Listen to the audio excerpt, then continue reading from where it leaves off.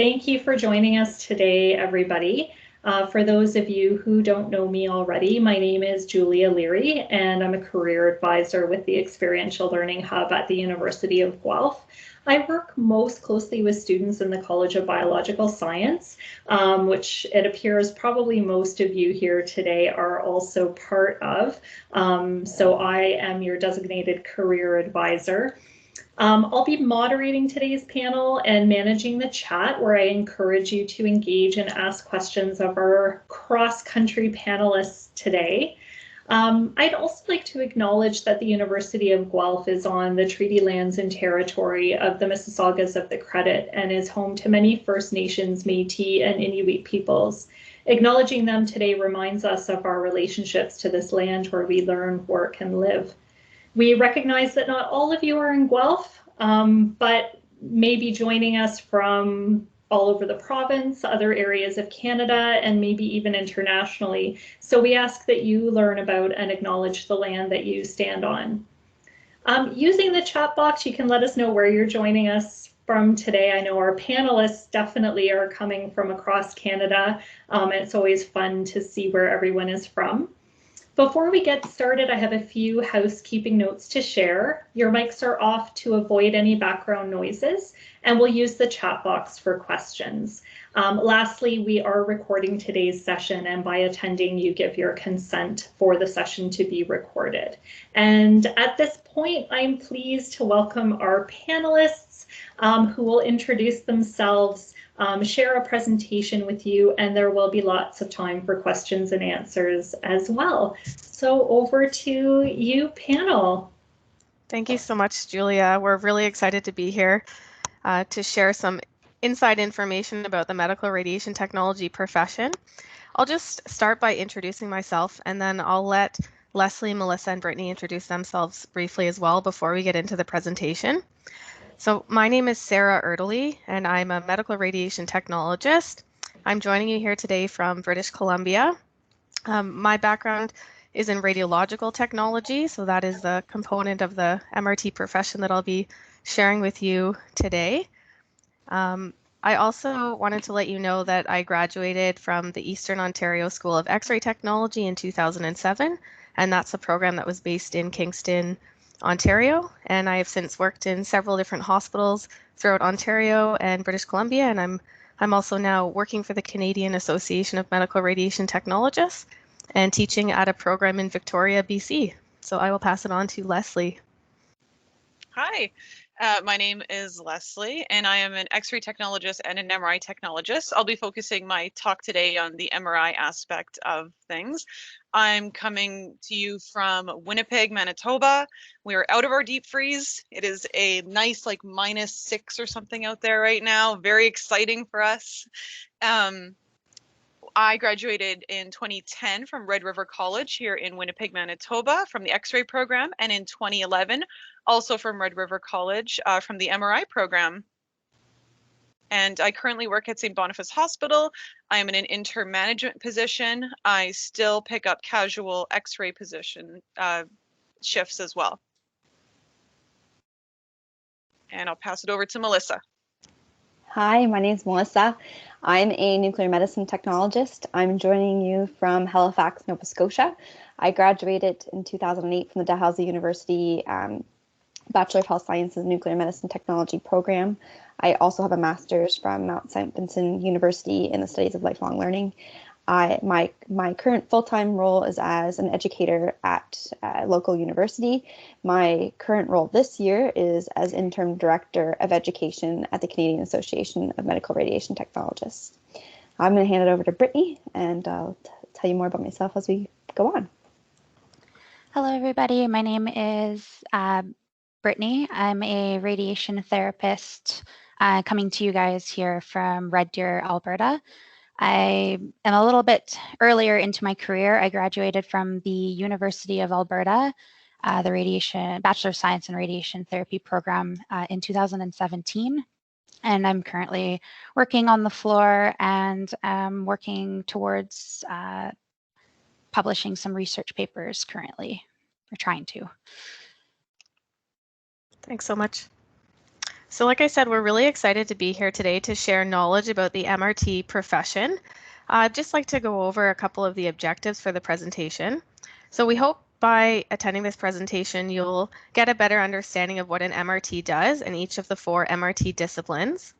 We hope you'll also understand the role of an MRT as a member of the healthcare team and gain a little bit of insight about the day-to-day practice of an MRT. And finally, we'll describe some of the educational and practice requirements for an MRT in Canada, in case this is something that you might see yourself doing in the future. Before we get into things, I just have a little quick poll here, and I'm really curious to gain a sense of everybody's understanding of the MRT profession. So if you want, you can go to menti.com and enter this code, or you can scan the QR code that's shown on the screen. And I'll just give you a couple minutes. This is completely voluntary. And just to answer this poll about your familiarity. And what we'll do is I'll switch over to the survey screen, and I think we'll see live entries popping in. Oh, there we go. We see some participants.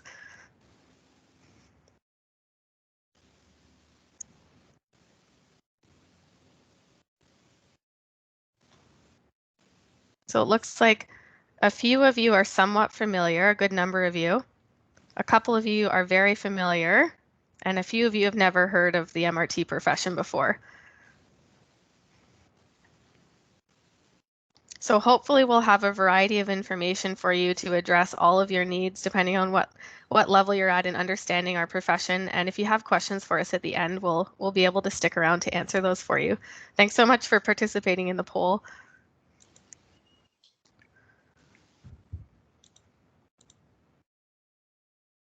So first I'll just start with a little bit about MRTs just to give you a broad understanding. Medical radiation technologists are healthcare professionals who perform medical imaging and radiation therapy procedures. You'll find MRTs practicing in hospitals, clinics, academic institutions, and cancer centers. And MRTs contribute to the diagnosis and treatment of millions of patients each year. So the MRT profession is often described as an art and a science because it combines patient care with technological expertise. One thing you may not know about MRTs is that there are 4 distinct disciplines. So all of us here today are medical radiation technologists. However, as you learned in our short bios, each of us has a distinct specialty. So radiological technology involves using X-rays to produce images of the body. There's a few subspecialties in radiological technology, and some examples include breast imaging and computed tomography, or also commonly referred to as CT. This presentation will focus on the entry to practice role of a radiological technologist, which is the starting point after graduating. Magnetic resonance imaging involves the use of radio frequency waves in conjunction with extremely powerful magnets to produce images of the body, and Leslie's going to tell you a little bit more about that discipline. Along with surgery and chemotherapy, radiation therapy is one of the 3 main modalities used to treat cancer. Radiation therapy uses ionizing radiation to injure or destroy cells in the target area by damaging the DNA. And Brittany's going to explain this area of practice a little bit more for you. And finally, nuclear medicine involves the use of radiopharmaceuticals to evaluate the function of specific organs in the treatment and management of disease. And Melissa will explain this aspect for you. So each MRT discipline has its own clinical expertise and set of patient care skills. While each type of MRT brings a unique skill set to patient care, all MRTs belong to the same professional family and share a professional competency profile. So there's some things that all MRTs have in common, including daily contact with patients, interprofessional teamwork, and continuous learning and adapting. So this image here or graphic displays the roles an MRT plays in patient care. As care providers, MRTs practice with empathy. They're committed to ensuring all patients are treated with dignity, equality, and respect. As healthcare professionals, MRT's actions and decisions are guided by professional values and ethical and legal responsibilities. But because healthcare is a team effort, MRTs must also be effective communicators and collaborators. And like many other healthcare professions, many MRTs will work with students in training, or they'll support recent graduates to achieve higher levels of proficiency. They also may contribute their unique perspective on patient care and help to ensure ongoing improvements in healthcare delivery. Therefore, MRTs also act as leaders among their peers. So we were all in your position once, and we know choosing a career path is a big decision. To help you gain a better understanding of the role of an MRT, we have 4 MRTs here today to share our personal stories and experiences working in the field. And through our stories, we hope you will gain some insight about what a day in the life of an MRT is like. So I'll start off with my story. I'm going to take a minute to go right back to the beginning of my career as an MRT and share with you how I learned about the MRT profession and why I decided to pursue it. Like many of you, I didn't know exactly what I wanted to do when I started university. I knew I liked science and I was interested in healthcare, so I studied life sciences. However, partway through my second year, I started to feel pressure to decide what direction I wanted to take in my career and what I would do after I graduated. So I did exactly what you're doing today, which is explore my career options. In fact, it was at a career event that connected me with the MRT program at Kingston General Hospital in Ontario in 2004. This program appealed to me for several reasons, and I'll explain just a few of them. One is that I could directly transfer from the life sciences program to the X-ray technology program, and I was able to graduate with a dual diploma and degree. There's all different models of MRT programs out there today. This is just one of them. In this one, the class size was very small. There were only 16 students, and this was very different than the large class size I experienced in the first 2 years of my undergraduate science program. The program also included 12 months of clinical training, which would prepare me to work in the field. So upon graduation, I'd be eligible to write a national certification exam and potentially work anywhere in Canada. I would be able to work in healthcare and expand on my science background through applied learning. And finally, I would be able to start paying off my student loan. So upon graduating in 2007, I became certified in radiological technology. As briefly mentioned, the role of a radiological technologist is to use an X-ray beam to produce images of the body. Therefore, radiological technologists are also sometimes referred to as X-ray techs. Radiological technologists must know how to properly position the body, operate the X-ray equipment, and produce high-quality images that can help inform a patient's diagnosis and treatment. This job involves interacting with people all day long, whether that be patients, peers, students, and other members of the healthcare team. X-rays can be requested for a variety of reasons and can take place within a variety of settings. So in a large healthcare facility, you'll find a diagnostic or medical imaging department with several different types of X-ray equipment. Some X-ray equipment is also mobile.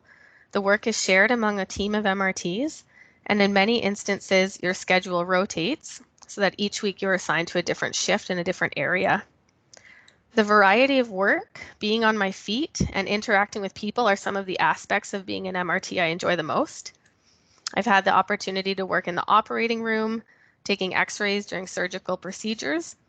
In fact, the image on the left gives you an idea what this setup looks like. So my role in this instance would be to operate the large piece of equipment, which is called a C-arm, because the X-ray source and the detector are attached on a C-shaped arm.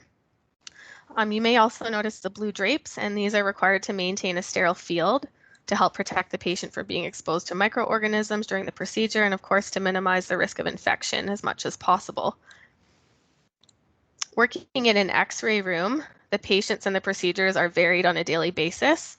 The human body can be X-rayed from head to toe. I've included a picture of a chest X-ray here because this is one of the most common requests. I've also included a picture of a child being positioned for a forearm X-ray. This image shows the MRT adjusting the radiation field size to ensure only the area of interest is included to minimize the radiation exposure to the patient. There's many different ways to obtain X-rays of the body, depending on the patient's age, abilities, or condition. The goal of an MRT is to produce images of consistent quality and appearance, and this requires creativity, adaptability, problem solving, and more. So I truly love being an MRT. No 2 days are the same. I'm constantly learning new things, meeting new people, and staying active. Because we're often busy, we don't always have a lot of extra time to spend with patients. However, I always strive to give as much attention and care as possible to each patient, even in the short time spent together. You never know what kind of difference you can make in their overall healthcare experience. And this is one of the pieces of the profession that I really truly enjoy and find most rewarding. Just like many scenarios in life, I've experienced ups and downs. Sometimes the demand can be higher than the output, and it's simply not possible to work any faster. With so many moving parts, you have to be ready to adapt to any sudden change in circumstances. For example, it could be that your shift partner calls in sick, an extra procedure was booked in the operating room, sometimes equipment malfunctions, or maybe the network goes down, or a procedure takes longer than planned. The hospital is also a very unfamiliar and scary place for many patients and their family members. So as an MRT, you have to be empathetic and supportive, even during times when you're tired and have been working on your feet all day. There have definitely been moments when I felt overwhelmed, not because I couldn't do the job required of me, but simply because I felt more resources were needed.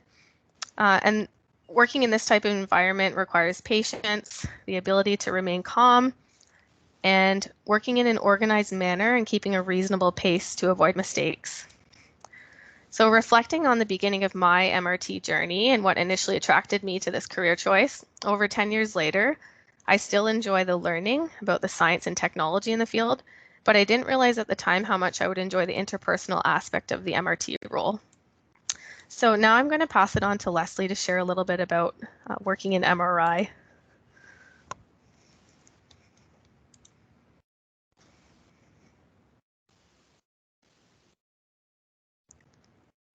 Leslie, I think you're still muted. Sorry. There we go. Is that better? Yeah, all good. Okay, sorry. Okay. Hello again. Now that you can hear me, that's better. So first off, what is an MRI? MRI stands for magnetic resonance imaging. It is a procedure that creates images of the body using radio frequency waves in conjunction with an extremely powerful magnet, like you heard Sarah say. This non-invasive technique relies on the magnetic properties of the hydrogen atoms already present in the human body, rather than radiation, like Sarah was talking about, that is used in other imaging modalities, and you'll hear more about that as well. Also, we cannot bring our scanner to the patient. It is fixed in place. It is a very large machine. So we have patients come to us.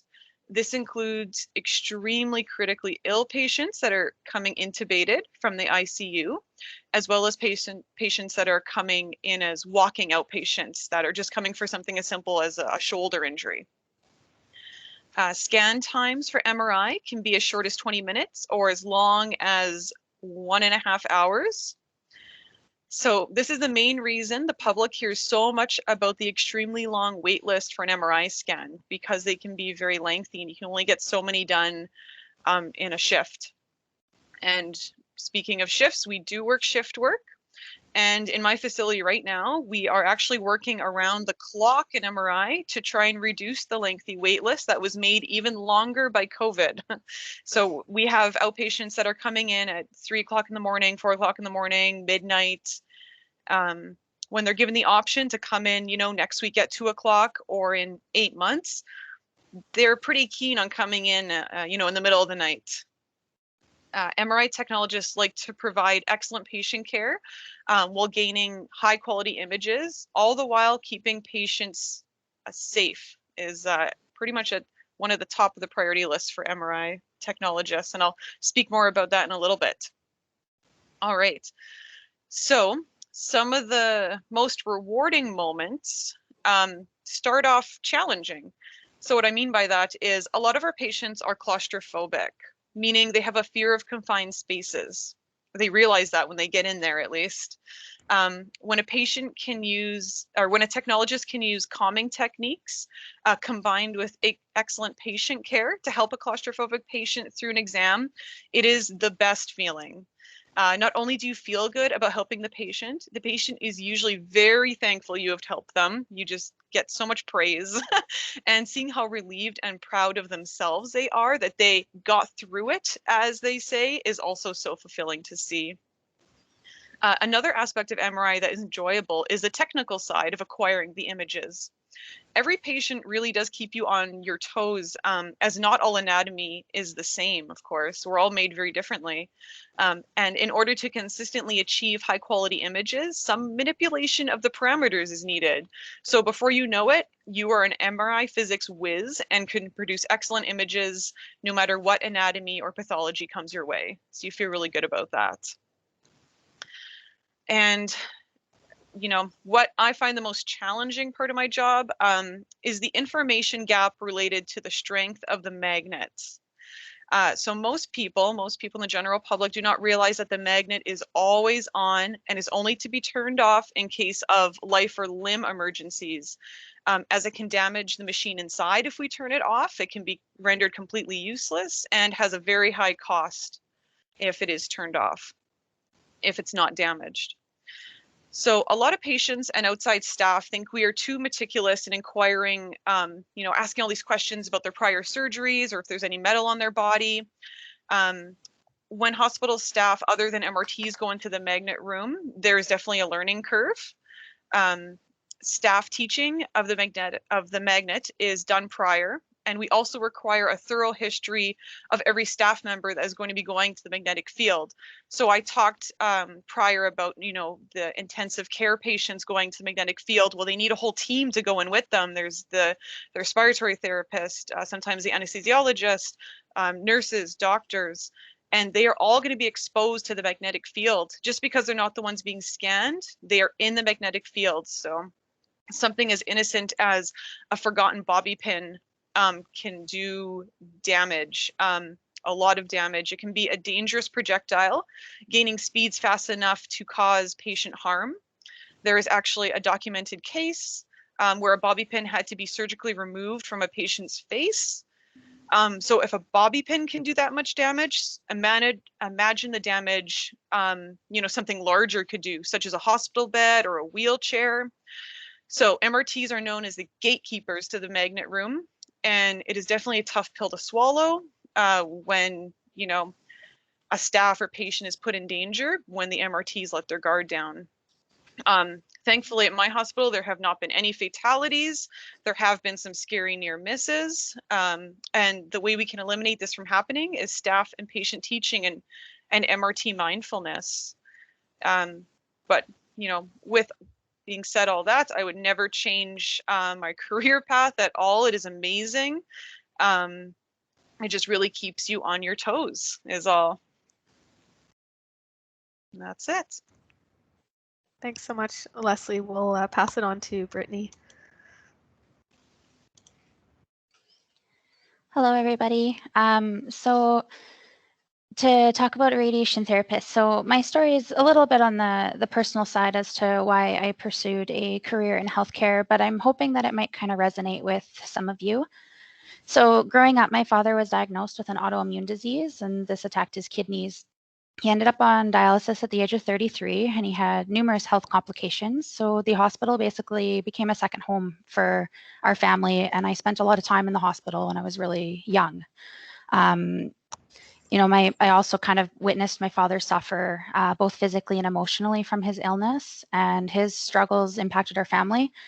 But this experience also had a really positive impact on my career decision. I met a lot of really amazing people who worked very hard to take care of my dad. There were some individuals who really stood out, particularly those who really humanized the experience. They made it a lot more comfortable, a little less scary. Sometimes it was just the small things, you know, that individual that went the extra mile with their conversation, those who made an effort to understand my dad's sense of humor, even though his jokes were quite cheesy and not always very funny. And sometimes it was the really big things like performing life-saving diagnostic tests and major surgeries. The care he received not only saved his life, but it also made the difficult times seem easier to manage, both for him and myself. I was very inspired by all of these individuals. And I also really developed a keen interest in the human body and the evolution of medicine and technology. So I knew from about the age of 10 that I wanted to work in the medical field. However, it took me about 2 years into a Bachelor of Science program to kind of decide on a particular profession. So I first heard about radiation therapy actually via a Google search, and I literally typed in the terms good medical career. So some different articles came up, and I noticed that the main theme being that you were working with technology in cancer care, which appeared to be a very rapidly advancing field of medicine in a profession where you interact with patients daily over the course of 4 to 8 weeks. And this seemed really up my alley. So through further research, I realized that it was a relatively small, quite highly specialized profession, but with quite good work-life balance. So there is some on-call work for some therapists over weekends and holidays, but the majority of radiation therapists work, anywhere from an 8 to 10-hour shift, typically Monday to Friday. Some centers have weekends, but typically the shifts are between 6 a.m. to 9 p.m. and typically there is no nighttime shift work. Each center is a little bit different though in terms of their hourly operations. Most centers who offer radiation therapy are located in urban centers, but there are opportunities to work both nationally and internationally. There's opportunities to be involved in clinical research. The majority of the university programs in Canada actually included a research course, and I actually ended up publishing a research paper while I was a student, and I'm actually currently working on another paper as well. So there are opportunities for that in the profession as well, and in lots of healthcare professions. So what does a radiation therapist do? If you Google it, the most common definition states that a radiation therapist plans and delivers therapeutic doses of ionizing radiation as prescribed by a radiation oncologist. So to kind of give you an idea of what this looks like, there are a couple different areas in radiation therapists that therapists may work in. So depending on the center, you may have an area that you specialize in, or you may rotate in a couple different areas. The typical is simulation, a lot of times known as CT simulation, but there are new imaging modalities that are currently being added like MRI and PET. Dosimetry, which is also known as treatment planning, and treatment delivery are kind of the main areas of radiation therapy. So as a therapist, you're responsible for patient education regarding the treatment logistics, possible side effects, basic management strategies. In CT simulation, therapists use the patient diagnosis, treatment location, kind of the anticipated treatment technique, as well as the patient condition to kind of help them localize and plan the treatment position and to determine which setup devices are required. So for certain treatments, a mask is often required, and it's the therapist's job to make these devices. So you can see on my screen here that lovely Spider-Man mask there is an example. And often for pediatric patients, we actually get to paint these masks, and that just makes it a little less scary and a little more fun for them to kind of get excited about putting their superhero mask on and being a superhero for their treatment. Once we acquire the scan, we upload it into the treatment planning software. The RO, which is the radiation oncologist, outlines the target and prescribes the radiation dose, and it's the therapists who design a treatment plan. So if the plan requires a more complex treatment technique, a dosimetrist, who is often a therapist with extra treatment-specific training and certification, will plan that treatment. But you can see on the image there on the left, it's an individual that's using the computer software to design that treatment plan. The goal of this plan is to deliver the prescribed dose to the target while reducing radiation dose to all the surrounding healthy tissue and organs as much as possible. Treatment delivery consists of two types. So there's external beam and brachytherapy. So when a patient receives external beam radiation treatment, it's the radiation therapist's job to conduct a daily assessment on how the patient is tolerating that treatment and provide any side effect management strategies or possibly refer them to other disciplines for management when appropriate. It's also their job to utilize the same patient positioning devices that were used in this simulation to set the patient up. They take and assess verification images. So these are often X-ray, mini CT scans. The future radiation, it looks like it's going to start including some MRI imaging as well. And then they also deliver the treatment. If a therapist is working in brachytherapy, the sources of radiation are placed inside the patient. So the procedure is often performed in a specialized operating room. The radiation therapist works really closely with the RO to ensure accurate placement, verification, and delivery of treatment. So most of the best moments as a radiation therapist, most of my best moments as a radiation therapist involve the relationships I develop with patients and their families. Their vulnerability creates a huge opportunity for me to build a lot of trust. And while I give patients hope and comfort, they often give me a lot of humbleness and gratitude. On the last day of treatment, we often celebrate with the patients and their families. Some centers use a bell, which our center does. Some give small gifts, completion certificates. It's usually kind of this celebration. A lot of these patients have been with us for anywhere from 4 to 6 weeks. We see them every day. So it's, by the time their treatment's over, they're usually very excited. So it's a very happy, exciting moment for the patient and their families. And it's also very special for us to share part of that experience with them. One moment that really stands out for me is when we treated a 13-year-old pediatric patient who was battling a very rare form of cancer. During his treatment, we learned that him and I shared a similar passion for motocross riding. So with permission and the help of a local store, we were actually able to gift him a set of motocross gear. And I have never seen somebody light up the way that he did when we gave him that gift. A week later, his mother wrote us a beautiful letter. She talked about the struggles her son had been going through and how the gift we gave him provided him a new sense of hope.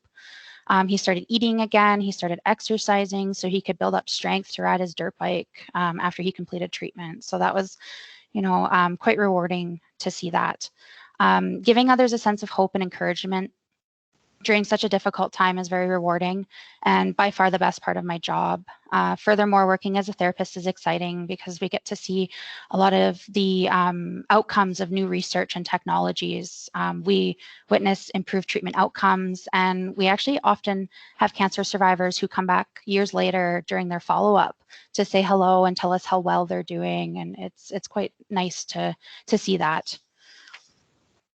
As with any career, being a radiation therapist also comes with its challenges.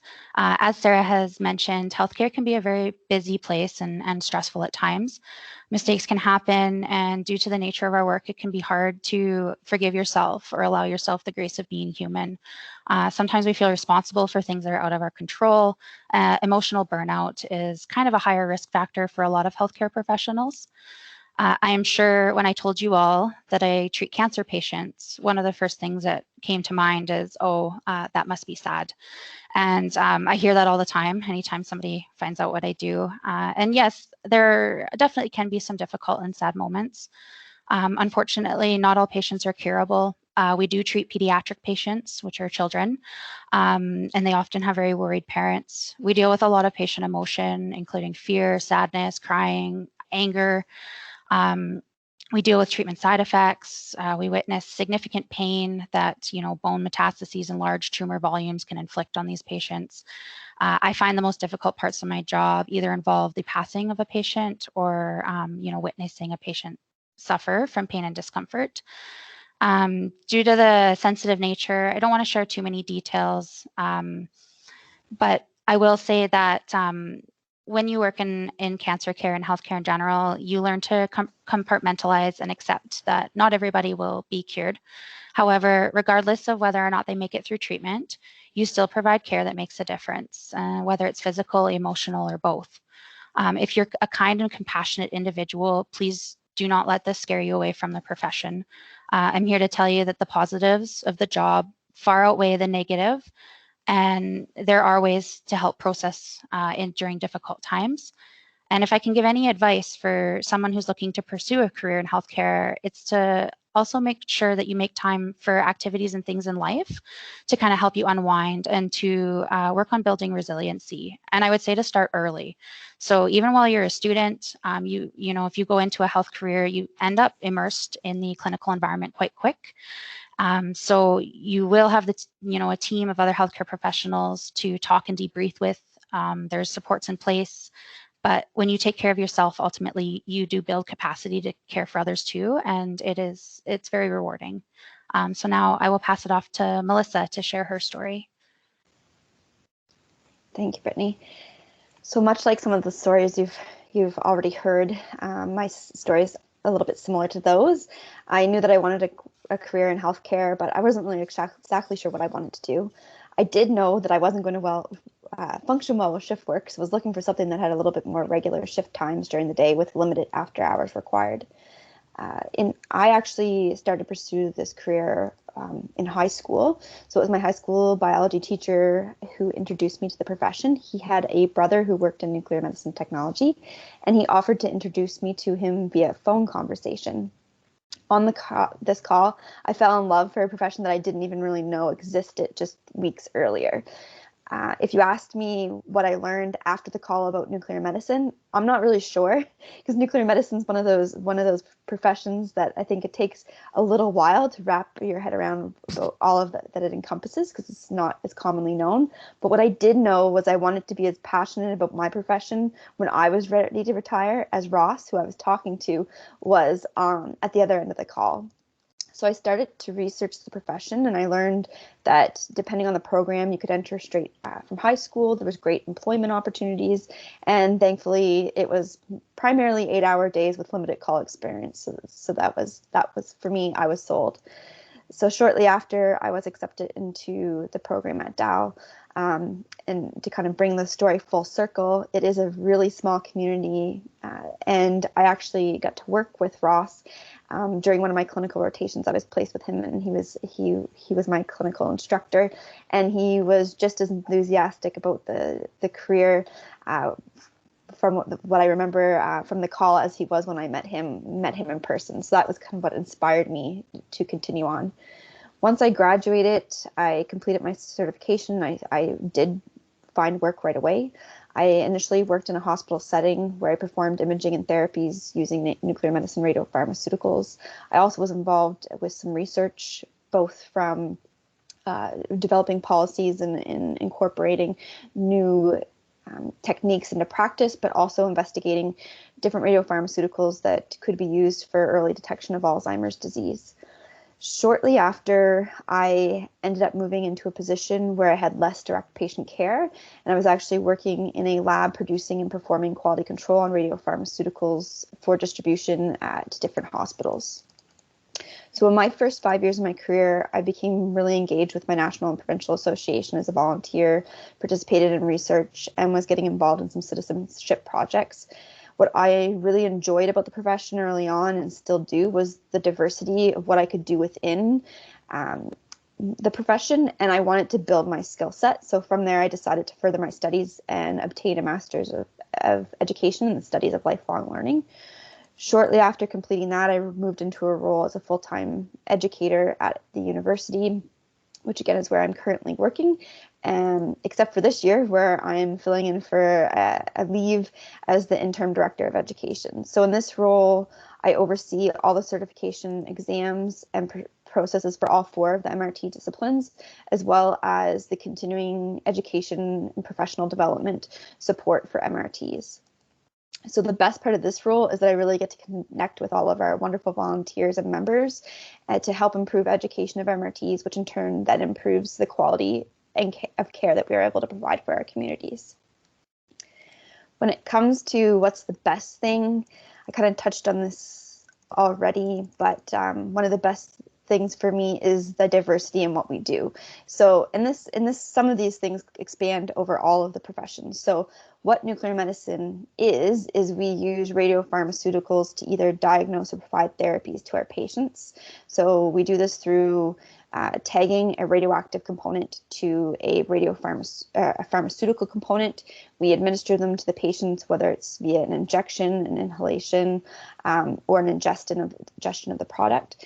Depending on what we give the patient, that activity is going to go and localize in different areas of the body. And what we're able to see when we put a patient under a camera is the actual metabolic information on the various systems. We then now, as technology evolves, are able to pair our images with more physiological images such as X-rays and CTs, so that we can get really good localization of where different metabolic activity that we don't expect to see is occurring within the body. What we can image is pretty much every system in your body. We can look at how your bones are functioning, how your kidneys are functioning. We can look for abnormal metabolic activity that would indicate that there's cancer present. We can also use some of our radiopharmaceuticals to do targeted treatments if there's cancers present. So it's another thing that we can do. You can work in the clinic environment. You can work in a laboratory. So you're really able to diversify and go down lanes within the profession that really suit what your strengths and expertise are that you want to do. So for me, education was the direction that I wanted to go. So I was able to tailor my career pathway to that, which you can do in any of these disciplines. So what is the most rewarding for me? The one is, as an educator, I really enjoy seeing how excited all of our students get when they get to go to clinical. Oftentimes that first component of the programs is very didactic because you need to have certain skill sets for it to be safe for you to enter practice. And then you go into clinical and you learn clinical skills. And it's kind of a little bit of a struggle those first few weeks or months trying to get students to see you need these technical skills before you can go in. But once they do get to go in, it's so rewarding to see how excited they are about their interactions with the patients, their interactions with the experts in their clinical areas, and the excitement that they have for their career. And my goal is to try to inspire them to continue that all throughout their program, and then carry that excitement through their career, like Ross did when he inspired me to join. The other thing that I really like about being an MRT is the people we get to connect with. Every patient has a story, a lesson to learn from, and is a reason to keep pushing forward, moving boundaries, and improving patient care. They really are the reason we all do what we do. So that can, as we've heard from some of the other stories, be very inspiring, but then we also have to be mindful of how that can negatively impact us as well and try to mitigate that. In addition to the patients that we get to interact with, our colleagues that I have worked with have been an amazing inspiration on a daily basis. Again, whether you have an interest in research, education, citizenship, you can find a group of colleagues with similar interests and find a way to use these interests and your skills as an MRT to improve practice. One of the most rewarding experiences I have had as an MRT is that I was able to form a relationship with the university I work for and an international not-for-profit that aims to improve access to radiological services globally. And through this relationship, I was able to travel with a team of sonographers, radiological technologists, and some of my students to provide support to colleagues in Malawi looking to improve services locally for their communities.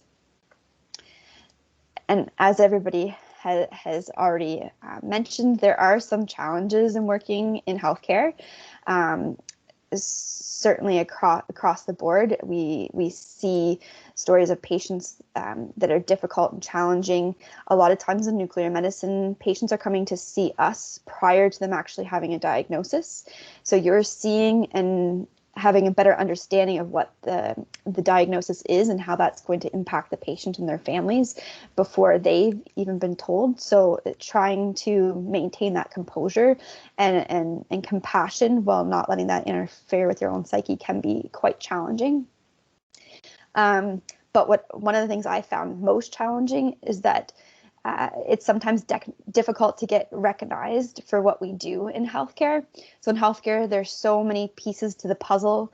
There's some that are more recognizable than others. So everybody pretty much knows who a nurse is, who a doctor is. But sometimes we as MRTs need to advocate a little bit harder to be seen. And this is important from not only a professional standpoint, but also from the perspective of patient advocacy. When that patient's in our care, it's our responsibility for us to be advocating for that patient and what's best for them. And it can be sometimes difficult if you're not being seen as a valuable part of the team and recognized for your knowledge and skills that you do have. And this, of course, is perpetuated by TV shows where you watch physicians providing care, acquiring images, or providing therapy. We as MRTs know that that's not the reality. The physicians aren't performing the images and these roles clinically. It's us. So it's a challenge to educate the public on who we are and what our role is in healthcare. I'll share a quick situation with you that was difficult for me. Was I had a patient, this has happened several times, where we had patients in our care. The hospital policy was that if a patient had to come from another hospital, because nuclear medicine isn't in all rural hospitals, they were transferred to us, they had their imaging and scan done, and they were immediately transferred back to their site. One of the challenges with this was that sometimes the patient's condition could change while they were in our care, or we may have added information from the images that we acquired that we knew that patient shouldn't be transferred back to the hospital or would be at risk if they were. So it was then our responsibility to advocate for them staying in our care. And unfortunately, because it wasn't policy, and we weren't recognized for our knowledge and skills sometimes we had to bring other healthcare professionals in who were better recognized, like a radiologist, to argue this point for us. So it can be frustrating, and sometimes it would be easier to step back and just say, okay, if that's the way it is, then that's the way it is. But it's our responsibility as MRTs to push forward and advocate in these situations for our patients. In the end, it usually works out, because I think we probably all can say, although we hit challenges and barriers and roadblocks, we also work with a lot of great people that do respect what it is that we do. So it can be frustrating, but usually it comes with a good moment as well. So in this particular situation, it happened to me over a weekend multiple times.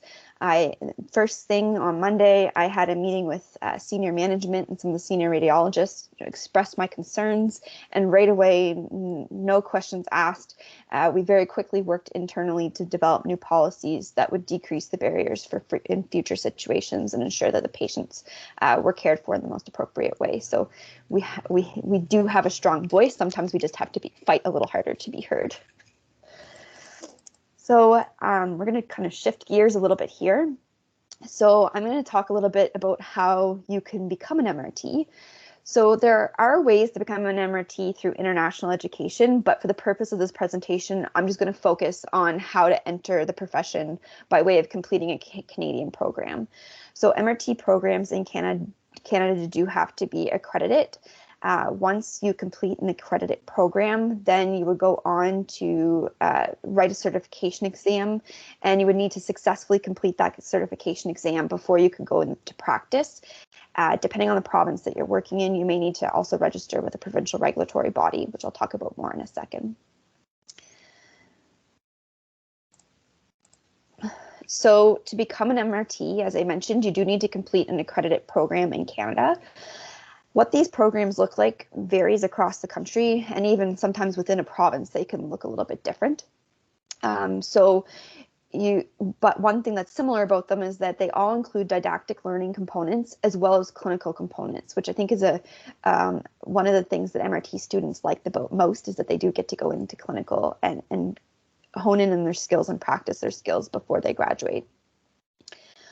All programs in Canada are based on the CMRT Entry to Practice Competency Profile for MRTs.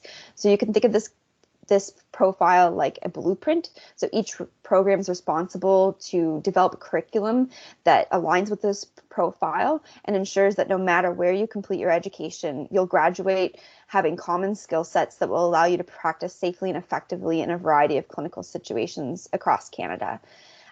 Certainly, if this is a profession that sounds like you might be interested in, I'd encourage you to explore the list of accredited programs that we have on our site, and we've included the link here in this presentation. So once you complete an accredited program, and your formal education is done, you'll then be eligible to write a national certification exam. The most common certification exam in Canada that would be written is the CMRT exam. What you should note about this is that the certification exam is different for each discipline. So in Canada, when you go into a program, you're picking the specialty area within the MRT profession that you're going to specialize in. If you're reading about programs in Europe especially, you might see differences in how their programs run. Some of their programs are that you go in and you get a general education on MRTs, and then you specialize once you've graduated in a particular area. But in Canada, you're doing a specific discipline right from the start, and your certification exam is specific to that discipline. If you'd like more information on the certification exam, in the chat, there's a link to our site, which is cmrt.ca. So once you successfully complete the certification exam, you may need to register with a provincial regulatory body before you work. So one of the things about MRT practice that to be mindful of is that depending on where you plan to work, the requirements may be slightly different in Canada, as MRTs are regulated, or their practice is regulated provincially. So what that means is that currently there are 6 provinces which have regulatory authorities or regulatory colleges for the province. So those would be Alberta, Saskatchewan, Ontario, Quebec, New Brunswick, and Nova Scotia. If you were to pursue this career, I would say probably by the time you graduate, there'd be more provinces that will be regulated as well. Within each of these regulatory bodies, there may be different regulations that you need to be aware of. So what is a regulatory body? Basically, it exists to regulate the profession for the protection of the public. And how they do this is by setting standards of practice and a code of ethics that MRTs must meet. So they set entry to practice registration requirements, but they also are responsible for addressing concerns from patients and the public about the conduct of MRTs, requiring MRTs to complete annual continuing education activities to make sure they're staying current with practices, as the technology is changing quite rapidly. And also they provide information to the public related to individual MRTs. So if you think it's a profession that you're interested in, I would also recommend that you check with your regulatory body, if you do live in one of the regulated provinces, to see what additional requirements might be required. So to kind of finish things up before we get into questions, we just wanted to reiterate some of the points we already made. So we do have national and provincial associations for MRTs. For CMRT, not only are we the certifying body, but we're also the National Professional Association for MRTs in Canada. And we deliver programs and services to support MRTs and help advance the MRT profession. You can be a member of our association when you are practicing MRT, but you can also get involved and be a member earlier in your career as a student. So MRTs tend to be very active and engaged as a profession as a whole, and this is one of the ways that you can do it, is by getting involved with the professional association very early on. So all of us presenting here today are very active in our profession and have continued to pursue volunteer opportunities, professional development, or higher education based on what our interests are in the profession. And I think that's one of the things that's very unique to MRTs, is that there's so many different pathways and career advancement that you can do based on what your interests are as an individual. So some of our MRTs will go on and they'll perform leadership or management roles. Others might really enjoy the technology perspective and specialize in quality control of the equipment. Others may like to be on the education side of things, so pursue an opportunity in education, research. I think Brittany mentioned that she's participating in research now. There's a lot of research you can do when you're practicing clinically, or you can pursue a career that your main focus is research. We also have MRTs that go on and work for equipment vendors or become app specialists if that's an area that they're very interested in. There's also so many opportunities to volunteer, give back to the MRT community, both internationally and globally. I've already mentioned the big one that I know of, because I participated in quite a bit, is a group named Radiate International, whose focus is on improving access to radiology as a whole globally. They do local initiatives as well as international initiatives, where you can actually either develop educational content that can be helpful and delivered in particular country, or you can actually travel and do outreach projects with them. So there's just so many opportunities. If you're interested in any of those in the future, feel free to reach out to any one of us, and we're sure we can point you in the right direction. So to wrap things up, we'd like to thank you for joining us today. We'd love to answer any questions you might have about CMRT or the MRT profession as a whole, or any of the MRT discipline-specific questions you might have. We may not be able to cover everything today, but you might have questions that come up later. So feel free to reach out to us either via our website and email address, or there's also a phone number there as well. We also are active on social media, so feel free to add us and ask questions. We'd be more than willing to help with that. Thank you. Thank you so much to the four of you. I know I learned a ton listening to you speak, and I really appreciated the personal stories that you shared and how you have all been impacted and led down the pathway that you chose in this profession. So thank you so much for sharing that with us today. We have quite a few questions that I know we won't get to in 4 minutes. So I appreciate you offering to do follow-up with some of those questions. One of the earlier questions that came in, and I think touches on a theme that each of you spoke about, is that idea of self-care and how difficult and demanding that the profession can be. And one of our students has asked if your education involved any emotional support training, or did you pick up on some of those techniques just through your own experience and on the job? And whoever would like to respond to that, feel free. I can speak to it from a CMRT perspective. We do have entry-level competencies now in our competency profiles for each of the professions that do address this, the compassion fatigue and burnout. So it is expected that there's some education occurring in entry to practice, but certainly recognize that it's something that's an ongoing need, and it's something that we certainly target with some of our continuing professional development opportunities with CMRT, is recognizing that health and wellness of our MRTs is important in delivery of care and for their own health and wellness. So it is something that we do from entry to practice and onward. Great, thank you for that. Tia's asking if you found it hard to get a job once you graduated, and she's asking specifically about radiation therapy. So I can speak to that as the radiation therapy is a specialized program. There's, like I said, it's quite small. There are only urban centers. I was lucky to get a job. I did get one right out of school. So it started off casual, and I did have to work casually for a few months before I got into a term. And then from the term, it took, I think, 2 terms. So about 2 years before I had a full-time permanent position. I know that the job market is a bit competitive, but there are always positions opening up. And I know that Grand Prairie, so here in Alberta, if anybody wants to come out our way, they are opening a new cancer center, and they are going to need anywhere from likely about 10 therapists that way.